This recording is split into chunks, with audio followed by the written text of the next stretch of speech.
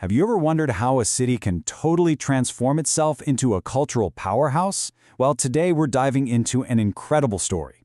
It's about how one city, Sharjah, sparked a cultural wave that is completely reshaping theater, not just locally, but across an entire region. This is a story about passion, vision, and the amazing power of the stage. And this isn't just about putting up a few new buildings or funding a couple of shows here and there. No, what we're talking about is a really strategic, decades-long mission to elevate an art form. And its influence, it's now being felt all the way from the Gulf to North Africa. It's a huge deal. So the big question is, how did this even happen, right? How did the Emirate of Sharjah become this shining beacon for Arab theater? Well, to really get it, you have to go back to the very beginning, to the vision of a single person. Okay, so to truly understand the scale of this whole transformation, you have to get to know the personal journey of His Highness Sheikh Dr. Sultan Al-Qasimi, the ruler of Sharjah. His story is at the heart of everything. See, this entire movement wasn't just some top-down policy decision. Not at all. It's the result of a genuine, lifelong passion for the arts. As the Moroccan theater professional Hassan al-Nafali puts it, the seeds for this were planted way back in the Sheikh's childhood. It's personal.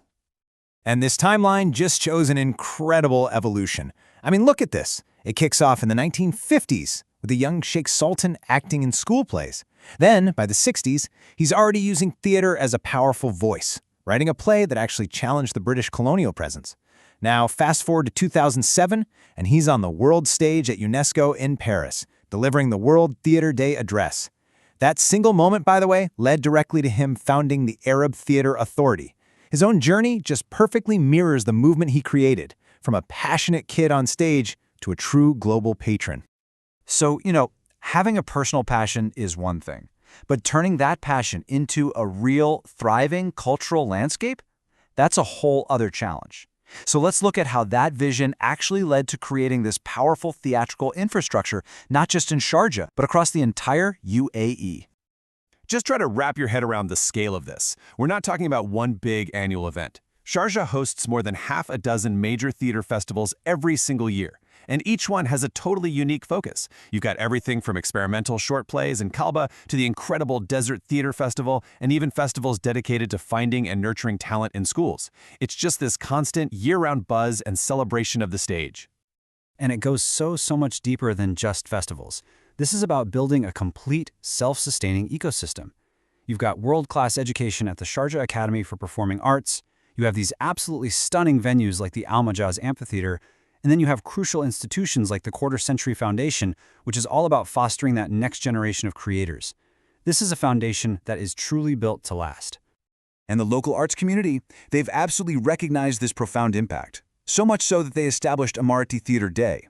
It's a national celebration held every year on July 2nd, which is Sheikh Sultan's birthday. It's really a beautiful tribute from the nation's artists, basically acknowledging him as the spiritual father of their modern theater movement. And this is where it gets really interesting. The story doesn't stop at the UAE's borders. The impact of Sharjah's investment has created ripples across the entire Arab world, just totally invigorating theater scenes in other nations. And Morocco is the perfect case study for this. I mean, listen to this from Moroccan director Asma Houri, whose own award-winning play benefited from this support. She says the impact is clear and cannot be denied in any way. That's a powerful testament coming straight from an artist on the ground, someone who is feeling the direct, positive effects of Sharjah's patronage. And the support is so deep. It's not just about writing a check and walking away. We're talking about funding the construction of a brand new theater in Casablanca, bringing the huge Arab Theater Festival to Rabat, actually creating jobs for Moroccan graduates, and financially awarding the country's best new plays. This is a complete 360-degree investment in another country's entire theatrical infrastructure. Okay, so what does all this infrastructure, all this funding and education, what does it all lead to? Well, it leads to the art itself, because the ultimate goal, right, is to empower artists to create bold, innovative, and diverse work for the stage. And wow, the diversity of the work that's coming out of this is just so impressive. I mean, on one hand, you have a play like 17 Hours, which is this Emirati adaptation of European theater of the absurd, and then on the other, you have something like Othello and After, a Tunisian reimagining of a Shakespeare classic that directly confronts colonial perspectives. This is exactly what a healthy, thriving artistic ecosystem produces, this rich, amazing spectrum of expression. This quote from Sheikh Sultan's 2007 UNESCO address really just captures the core philosophy, the why behind this entire project. We as humans are ephemeral, but theater remains as long as life remains. It's such a profound statement, isn't it? It's about the permanence of art and its vital role in our existence. It suggests this whole thing isn't just about a legacy for one person or one city, but about investing in something that will outlive all of us.